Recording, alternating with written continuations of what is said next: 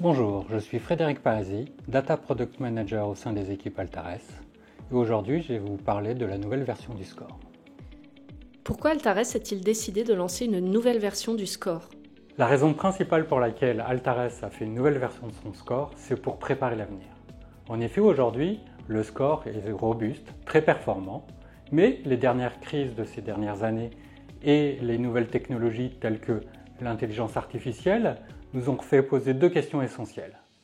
Il faut être réactif et il faut être inventif. C'est ainsi que nous avons décidé de changer le moteur de production du score de défaillance afin d'intégrer tout ce qui était intelligence artificielle et nouvelles technologies.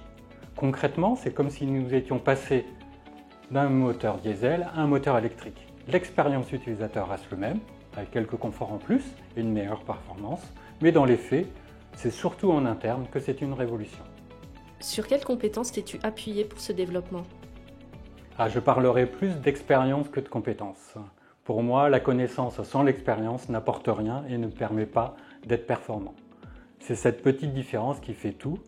Mais évidemment, je me suis appuyé sur quelques compétences et je pense que c'est plus mon rôle transversal et pluridisciplinaire qui a fait la différence. Que retires-tu de cette expérience d'un point de vue professionnel et personnel? En termes de leçons de vie, j'ai appris qu'il faut savoir communiquer. Agir et ne pas communiquer, on a l'impression qu'on ne fait rien. Et ça, c'est important, surtout pour les managers, de rappeler ce que font leurs équipes à court terme, moyen terme et long terme. En effet, dans la construction du nouveau modèle de score, on était le nez dans le guidon et parfois on a oublié de rappeler quelles étaient les échéances à moyen et long terme et les résultats attendus. Une autre leçon de vie, c'est justement, qui est un peu lié, c'est de toujours garder en tête quel est l'enjeu et ses objectifs. Mais d'abord l'enjeu. Dès que le métrique devient un objectif, on perd quelle est sa raison d'être et que c'est important de toujours garder en mémoire. Je dois atteindre la ligne d'arrivée, mais c'est pour être le premier. Penses-tu que la performance du score puisse encore s'améliorer? Ça va être un vrai challenge. Mais rassurez-vous, la façon dont nous avons construit ce nouveau modèle est justement de pouvoir encore aller plus loin pour atteindre une nouvelle excellence. Aujourd'hui, le score est encore plus performant qu'avant. Et pour y arriver, on va pouvoir maintenant, à l'avenir, intégrer de nouvelles données, de nouvelles règles de gestion et tout ce qui est lié aux nouvelles technologies. Est-ce que l'intelligence artificielle est un sujet important chez Altares? L'intelligence artificielle est véritablement au cœur des problématiques d'Altares aujourd'hui, et ce sur tous les métiers. Que ce soit un aspect légal pour la recherche de clauses contractuelles vis-à-vis de tous nos clients ou de nos fournisseurs, vis-à-vis de nos clients aussi pour leur interaction et faciliter la compréhension de leurs questions, de leurs besoins.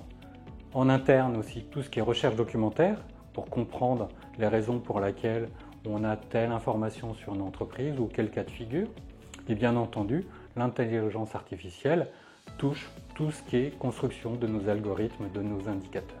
Mais ça touche aussi la communication où il y a forcément avec l'IA générative un gain de temps de production de contenu textuel ou de contenu d'image, voire même de vidéo, où là ça pourrait être moi-même en train de dire quelque chose d'autre sans que j'ai besoin de repasser devant la caméra. Plus sérieusement, l'intelligence artificielle, on met quand même quelques bémols où il faut faire attention puisque l'intelligence artificielle, c'est ce qu'on instruit à une machine. Et il faut donner donc la bonne expérience à la machine pour en déduire des bons indicateurs. Et c'est réellement ce genre de problématique qui est au cœur de nos préoccupations.